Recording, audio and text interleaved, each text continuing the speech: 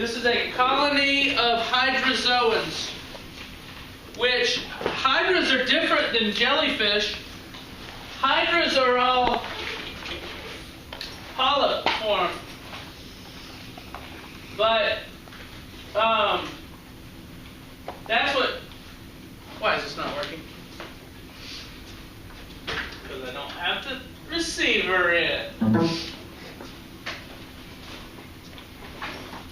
Come on. Come on. There we go. So this whole thing is simply a large colony of organisms, not a single organism. But they have real strong nematocysts that can have a lot of poison in them, and they can shoot out and into organisms. Elizabeth, was it you that was saying you had a cousin or something that was... That was my sister. Oh, that was your sister. Yeah. She had like 4 long scars like on her thigh for years. These tentacles that they have can get up to 100 feet long, and the current will sweep them way out. So you could have one of these things floating along way over there, and you're floating over here.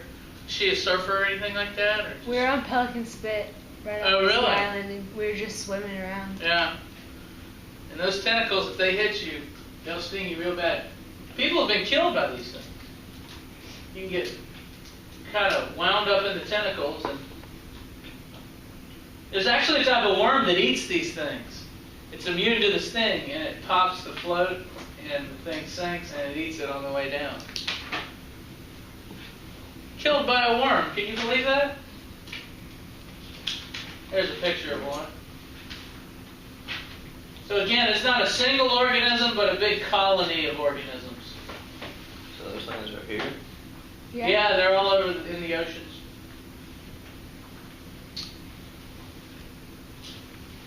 I think they're in warmer waters. Is that what her leg looks like? Where'd she get stung? It was on her thigh, but it was just more like 4 straight lines. Oh, yeah? And they like blistered and scabbed and everything. Ouch. And then another thing I didn't get to talk about were comb jellies. What page is this on, by the way? Does anyone have their book open? 121. 121? Yeah. 122.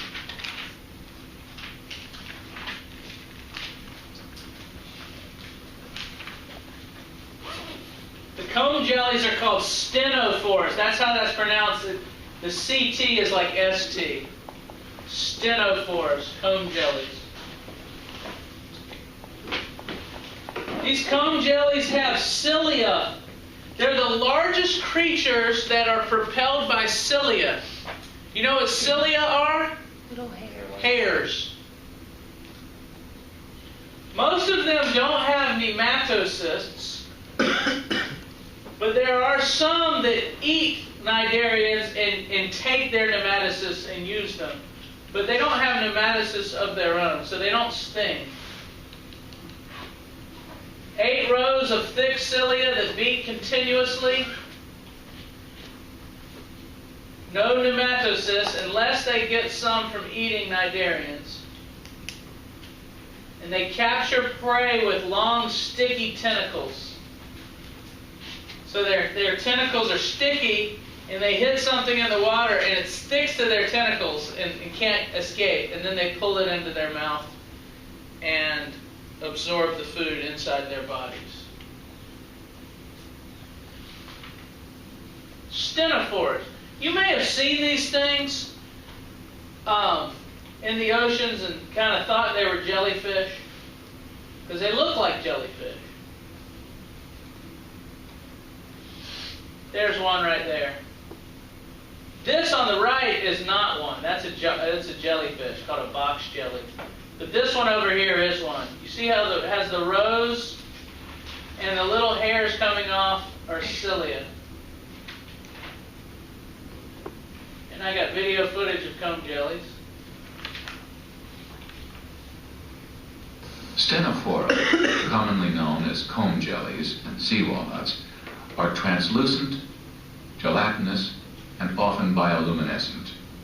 They are readily identified by comb-like plates of fused cilia that are arranged in 8 longitudinal bands on the body surface. The coordinated beating of the cilia is their primary means of locomotion. They are characterized by a digestive cavity with one opening. That's a comb jelly eating another comb jelly. I showed you that video on my phone of one on Wednesday. Were those comb jellies? Oh, they were like multicolored. They were bioluminescent, and they looked exactly like that. Did they have the rows of cilia? I think Oh, so. then there was a comb jelly. Yeah. Yeah, you can always tell them by these rows of cilia. Why don't you, if you can send that to me, I can put it up here. You can send it to your email right now. Yeah, send it to me.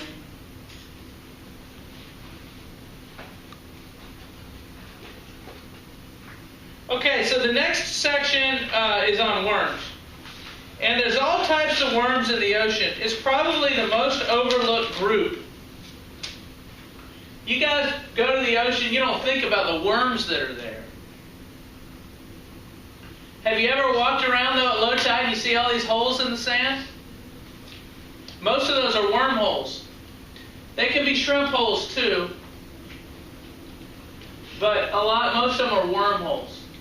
So the worms live down there in the sand.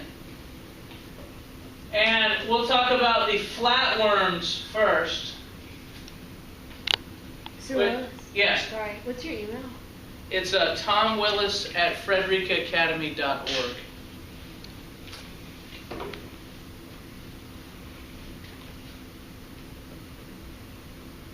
So, the flatworms, also known as flukes and tapeworms and turbellarians, those are the ones we'll study first. And it's called phylum Platyhelminthes. I don't know if you've ever heard that before. If you've taken regular biology, we talked about these things. A lot of them are parasites that live inside organisms. And we won't study those very much here. Have you ever heard of somebody getting a tapeworm?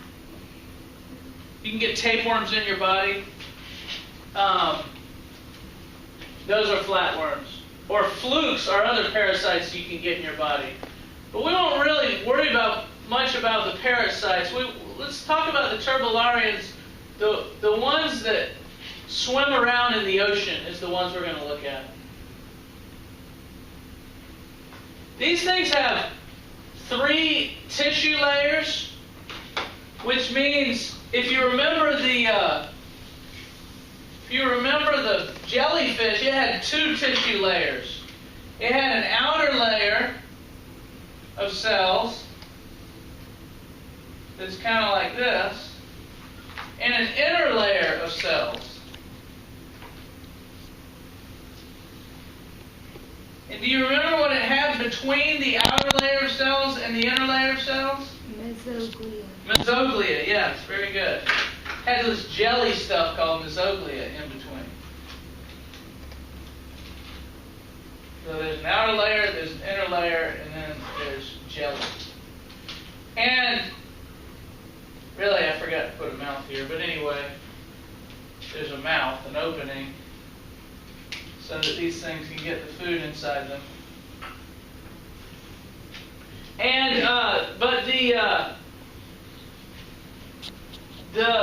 worms have 3 cell layers. There's another layer of cells in between the outer layer and the inner layer. And that layer of cells is called mesoderm. And I'm not going to get into the cell layers too much because you should have already learned about those in regular bio.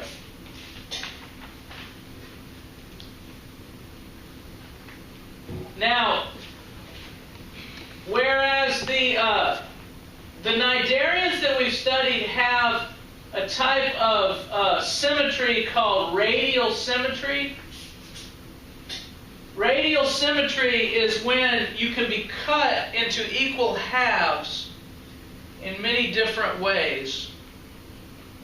Like a pizza has radial symmetry. If you want to cut a pizza in half, you just cut down the middle. It doesn't matter which way you cut, you'll get equal halves no matter how you cut it, because it's kind of round. That's how jellyfish, that's how cnidarians are. They have this radial symmetry about them. But everything we're going to study from now on, until we get to starfish, has what's called bilateral symmetry. That's what we have. The only way to cut meat and get two equal halves is to go right down the middle right here. You can't cut anywhere else and get two equal halves. We have bilateral symmetry, where one cut right down the middle this way will give you equal halves. And there are words that go along with this body form that you have to know. Anterior means the front end of an organism, where its head is. Posterior means the rear end of the organism. You've heard that word posterior before, but a lot of people get anterior confused, and they think anterior is the back also. I don't know why that's so often confused. Anterior is the front, posterior is the back. Dorsal is the top side, and ventral is the bottom side. So you hear like a shark's dorsal fin. Have you ever heard that? That's on the back. It's on the top side. The ventral is the stomach side. So y'all gotta know those words, because we're gonna be using those in just normal conversation coming up here. Look for the fin on the ventral side of the fish, and I'll expect you to know where that is.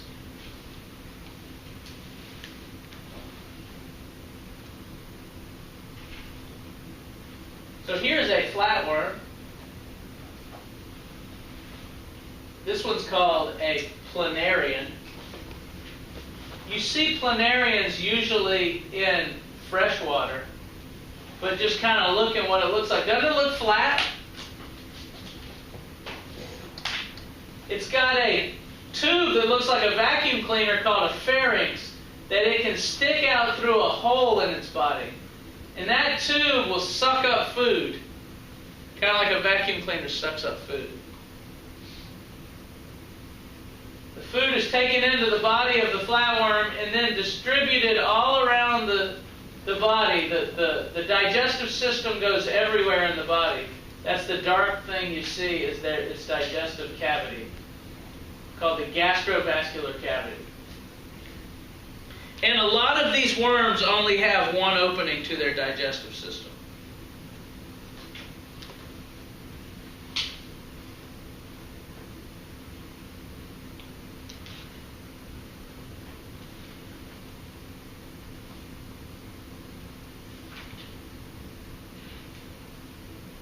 There's a flatworm right there, crawling around in the ocean. They often have these real bright colors, and it's kind of just a basic it's a general rule of thumb that if you're really brightly colored and swimming around in the ocean, you're poisonous. So it kind of clues other organisms in that you're dangerous and not to mess with you. So you'll see a lot of these things, they don't have any shell, they don't have any protection, so they use poison. How big are they? They can vary in size from almost microscopic to like that. I got some video of these things swimming around.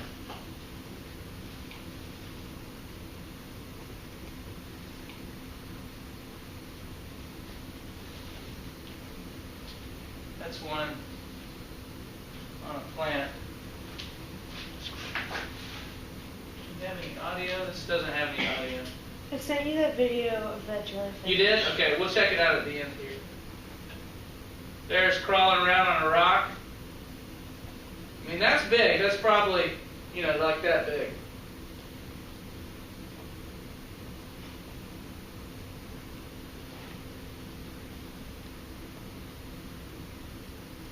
Let's see what this one is.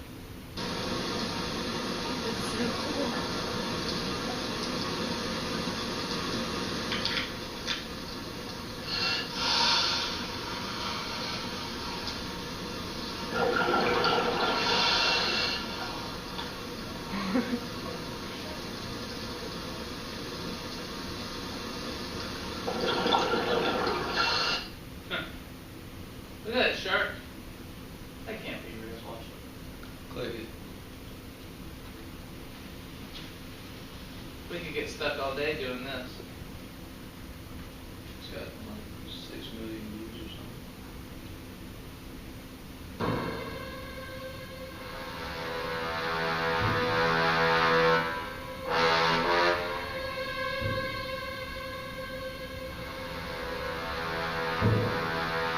I'll let you watch that on your own. I don't have time for that.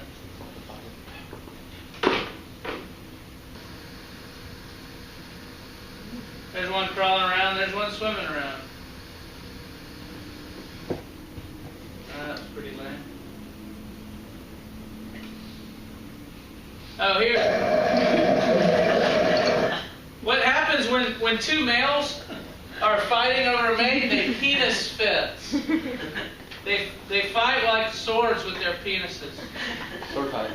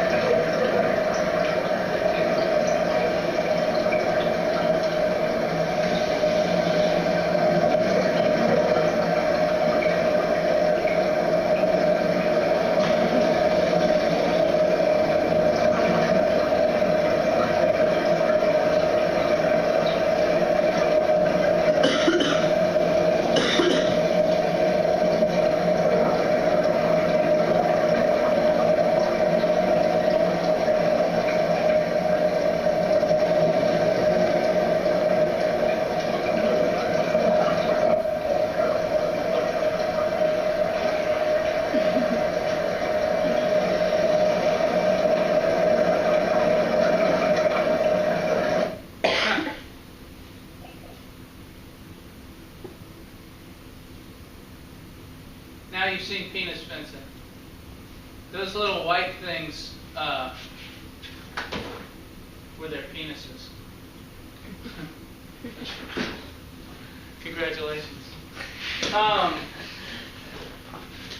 Here, this is a tapeworm that you see. This is a flatworm that's pulled out of somebody's intestine. You can see it's got, this is a head portion right here, and this is a long body. And those are internal parasites that a lot of organisms have. Humans have them. Most like cows and stuff that are in a field will have some sort of parasites like this. Something like half of humans have worm parasites. We don't get them much here in America because we have good sewage, and people are always cleaning themselves and washing their hands. And the way you get contaminated with these things is if you if you somehow get sewage in your mouth, and then the eggs, you get the eggs in your mouth and they go. You know, if a kid's outside playing in the mud and gets some crap on his hands and then picks his nose or whatever, you can imagine kids could get them and they could get these little worms in their bodies. And you can kill them easily enough. You just take medication, oral medicine that has poison in it that'll kill them. But often they don't hurt you. They just live inside you, eating some of the food that you eat. Sometimes the infection can get out of control and it can cause a lot of problems. But often people live with them their whole lives and it's not really a big deal. There's stories about these things getting so long, 30, 40 feet, and then ended up coming out the person's butt. Isn't that the only way you can get them out? Now you can go in there surgically, Well, yeah, cut a person open and get them out. non-surgical. The problem is you can't pull them out because their bodies are so fragile they'll break. They found one where my grandparents lived in the sewer when they were like cleaning it or something. Somebody was down there and it was like 23 feet long. Really, yeah. Your intestine is about that long, so it'll get as long as your intestine is. It's so disgusting. So anyway, so that's it. But we're in marine biology, we don't really talk that much about the intestinal parasites. Now, there's these things called ribbon worms, and ribbon worms are in shallow coastal waters. They have cilia too. Cilia all over their bodies, just kind of like those comb jellies. They have a proboscis. That's how that's pronounced, proboscis. It's a long tube that shoots out of their body and will grab prey. It's like a mouth that shoots out of their body and will grab prey What's the difference and between, entangle them and eat them. What's the difference between a proboscis and a larynx? A larynx. Isn't that what you said? The flat The one had? pharynx. Or the pharynx. Yeah, that's right. yeah, the pharynx. What's the difference? That's a good question. I think the proboscis is longer. The proboscis can get up to the entire length of the body of the organism. The proboscis will often grab and subdue prey. And I think the pharynx is just for sucking in prey. That's a good question, though. I'm not sure. You got a picture of a 100-foot ringworm? A ribbon worm? I don't know if I have the picture of the longest one. 100 feet long they can get. I do have some pictures of them, though. There's a picture in your book on the top of 124, top right. I think I have that one up here. There we go. Here's this long ribbon worm. It looks like a ribbon in the water. And there you see the proboscis is shot out, and it's entangled this polychaete worm, which we'll talk about in a minute, and it's eating it. It's got eyes, swims around in the ocean. Looks like almost like a snake. There's some ribbon worms, some blue ones. That looks like coral right there. That's a piece of coral. And it's just crawling around on the coral. Another YouTube video.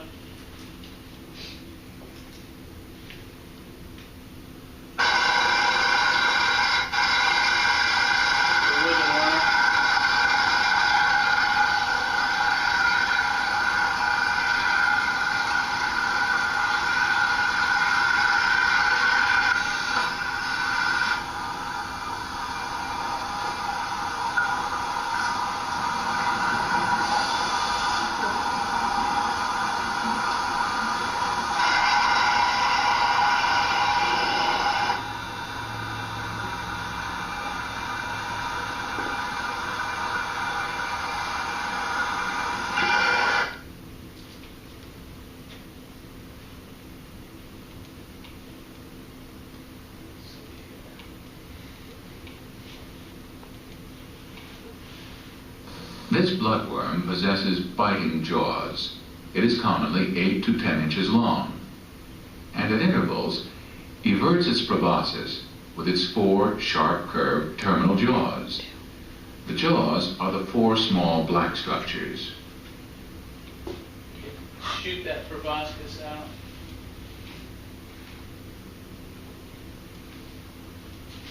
All right.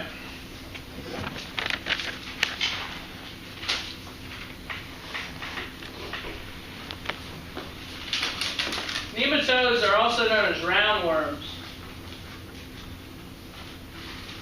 You'll find those. Now, these are a lot smaller, usually. There are some that grow big, some parasitic forms especially.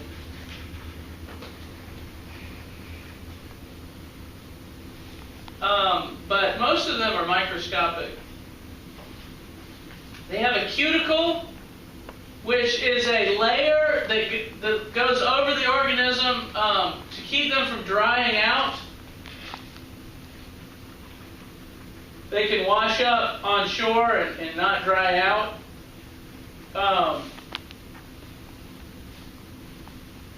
They'll decompose bodies. If you ever see a dead fish or something, I've had sometimes come in the weekend, I've had a dead fish in the aquarium, and you can see all these little tiny worms swimming on it and around the dead fish and in the aquarium. They're decomposers. They'll break down the body of dead things. Like I said, some are parasitic. They'll live inside the bodies of creatures. And you often see them inside the bodies of fish, living in fish. And if you eat the fish and you don't cook the fish very well, you can get these nematodes in your body and they can become parasitic in your body.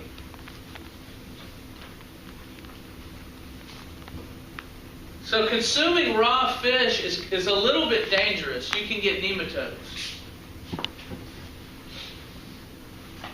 This is one reason why sushi is expensive, because they have people that inspect the meat to make sure there's no worms in it. And you have to pay those people money to go through fish meat looking for worms. And so if you really go to a nice sushi place, the sushi is expensive because people have been looking at this meat to make sure there's no worms in it.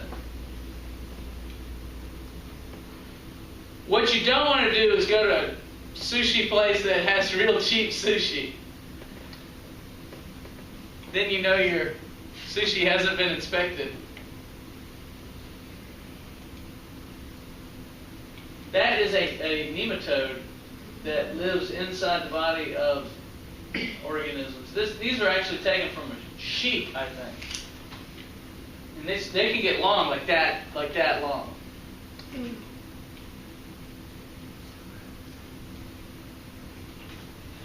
All right, let's get to the annelids because there's more of these than anything. Annelids are segmented worms. Worms whose bodies have segments, like an earthworm.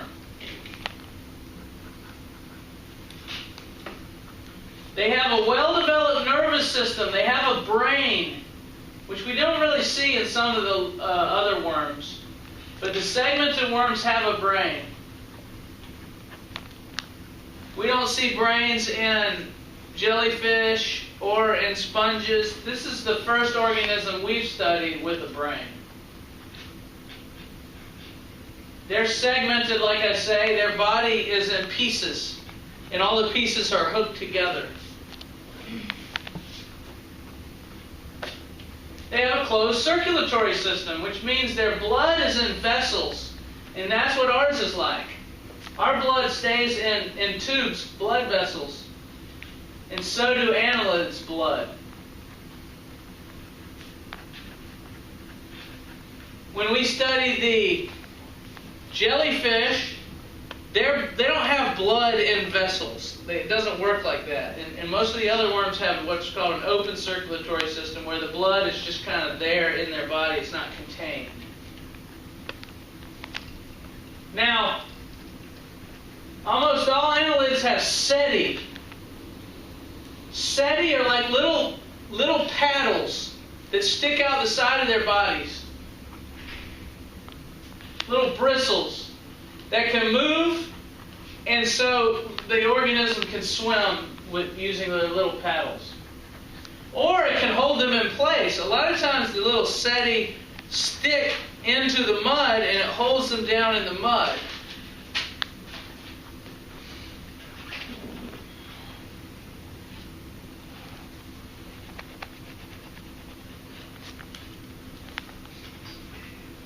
Leeches are a group of annelids, but we won't study them here.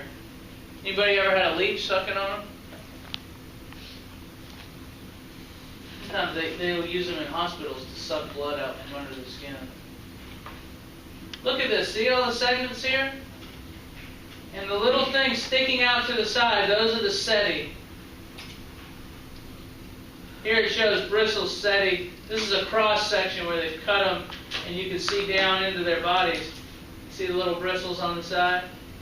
You guys don't have to memorize all these parts inside them. Look, some of them have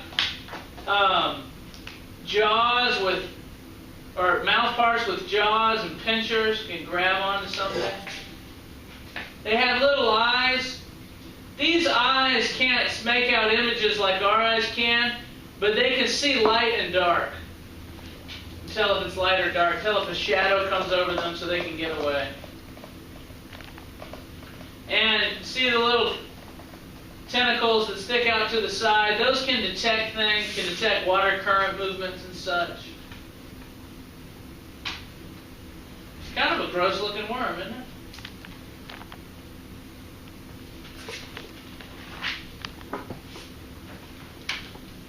Hey. Hey.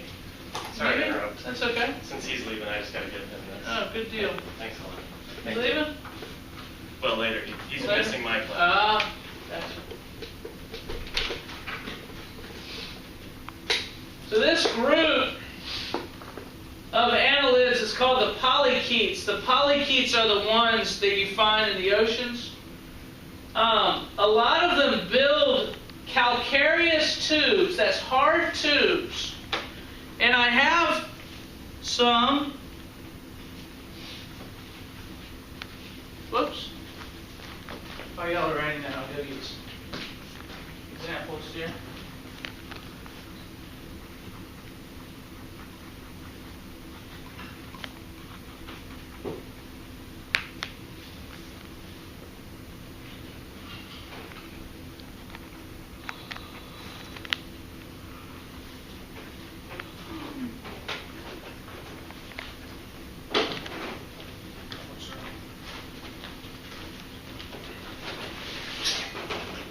If you look at these shells, this is some clam shells I have.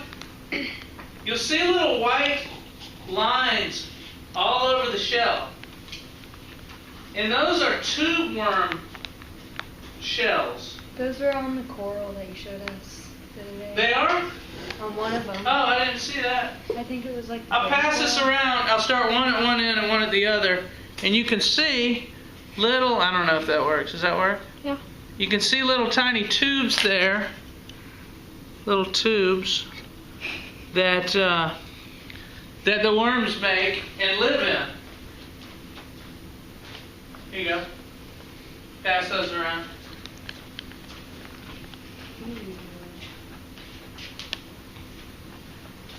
Some are carnivorous, others are deposit feeders. A deposit feeder is when you crawl around in the mud looking for food, sifting through the mud. That's a deposit feeder.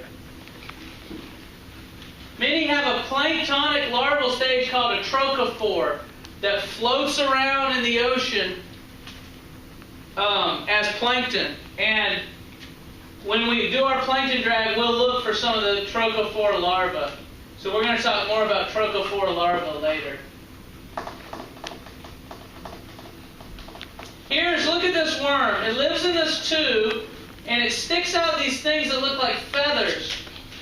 And these feathers are part of the worm. They're like part of the worm's head. They're like those tentacles that were on the worm's head, but they've grown real long. And they filter feed. Anything that's floating in the ocean will be trapped by these feathers and pulled inside. And that's the calcareous tube. It's real hard. And so if a fish comes along and wants to eat this worm, the worm just withdraws into its tube, and the tube is too hard for the fish to eat. Mr. Wills, Yes. can you refer back to that last page? This one here. Trochophora larva. Okay. Are you good? Yes, sir.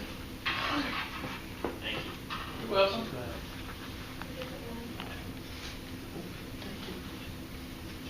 This is another picture showing how it's inside the tube and then it can stick its head out of the tube. And what happens is it'll burrow into the mud, you see, and then it'll stick the tube out of the mud, and then it'll withdraw into the tube. So in low tide, when the tide goes out, you can see all these little holes. Those are the wormholes, you see. And down deep, if you were to take a big shovel and dig down deep and then sift through the mud, you'd find those worms. We should do that one day. Wouldn't that be fun? Let's go worm hunting. And so when the tide goes out, they just withdraw down in under the sediment, and then when the tide comes back, they go back out and start feeding again. And they're not just, they're at the bottom of the ocean all the way out. They're not just where the tide comes in and out. But where the tide comes in and out, there's a lot of food, so there's a lot of them there. Here's some video footage.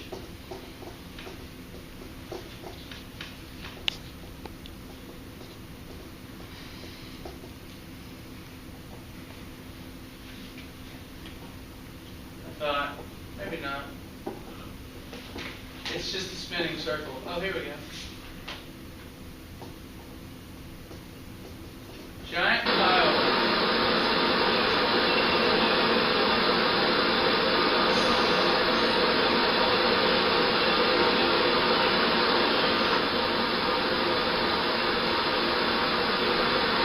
You can see a little setting on the sides. This video goes on for like 3 minutes. Just showing this worm.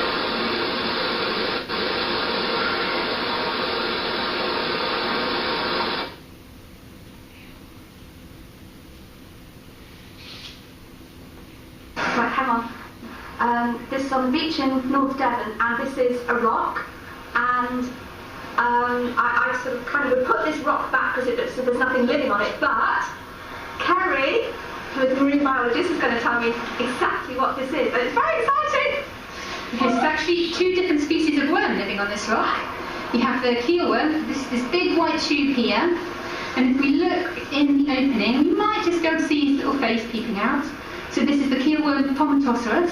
Wow. Then we have another even smaller worm, this spirally white tube here, and this is a spirorbid.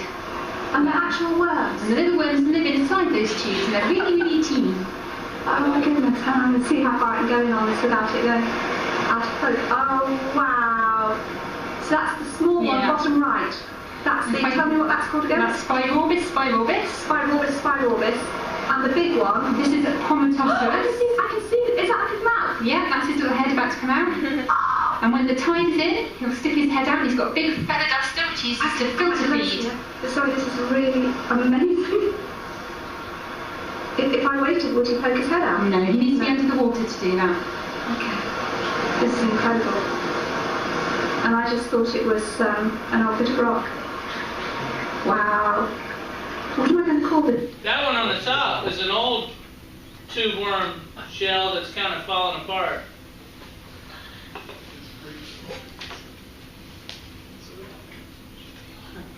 They were pretty excited, weren't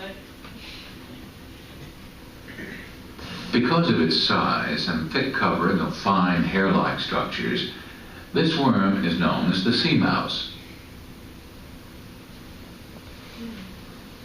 Only from below are the characteristics of the bristleworm visible. So as not to be left exposed by the ebbing tide, the sea mouse buries itself.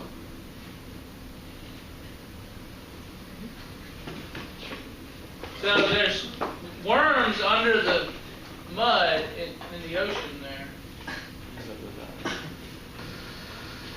The sand mason worm starts life as a planktonic larva inside a tube of jelly. It feeds by trapping tiny particles of organic matter on its sticky tentacles. When it grows up, it will burrow in the sand of some distant beach. The adult sandworm has a crown of tentacles which it can extend from the shore-carved sand. The worm lives in a vertical burrow, but that's not the extent of its building skills. First, it has to spit out the sand which was washed into its burrow at low tide, and then it starts picking up more sand, a grain at a time. That's one worm and all its tentacles. It's a slow process, but what happens when it's speeded up? This is underwater. A worm, sand mason worm, building his little castle. Once the column is complete, the sand mason worm begins to build its branching superstructure by sticking individual sand grains together. Bear in mind that this is underwater, and then try to imagine what kind of glue it must be using. The end result is a top-branching tree of sand which traps particles drifting in the water to feed the worm. How cool is that? And then the tide will go out, and it does it all again. A lot of those worms live near the shore because things wash up. You know, things from all over the ocean eventually wash up on shore somewhere, and so there's a lot of food right here at the beach. And so you'll find a high concentration of worms at every beach, because the tide will bring in a lot of this food and deposit it and then pull it back out, and the worms can get it on the way in and out.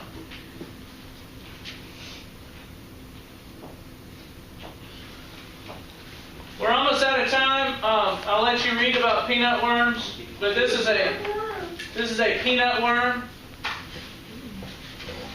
and I'll show you a video of a peanut worm.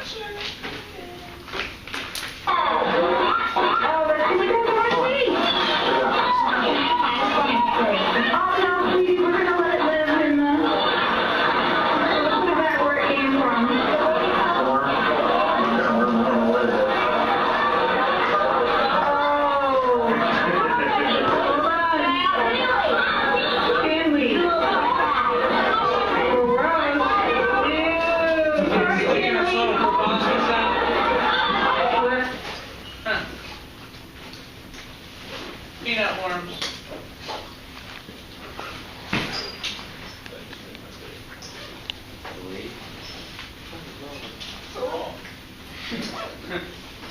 Here's another worm like a peanut worm. It's called an echeurean. And look at all the different types. They have a proboscis that sticks out that they can't pull back inside. It's always hanging out. So if you ever see something like this washed up on the beach, it's an echeurean.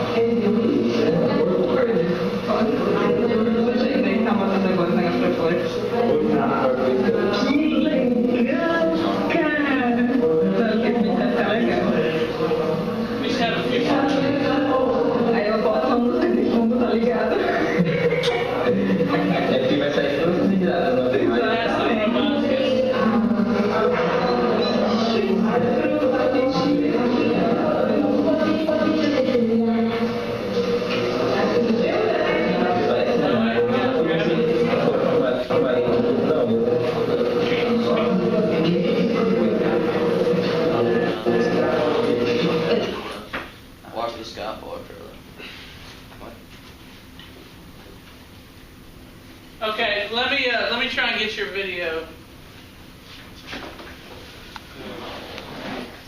Let's see if I can get that.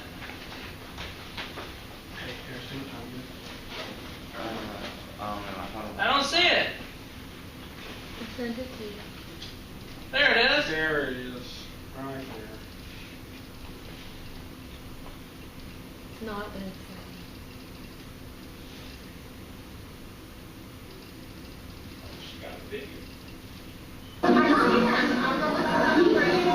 That is them. You can see the cilia. Yeah, that's them. They're rainbow Where do you see that? in the New Orleans aquarium.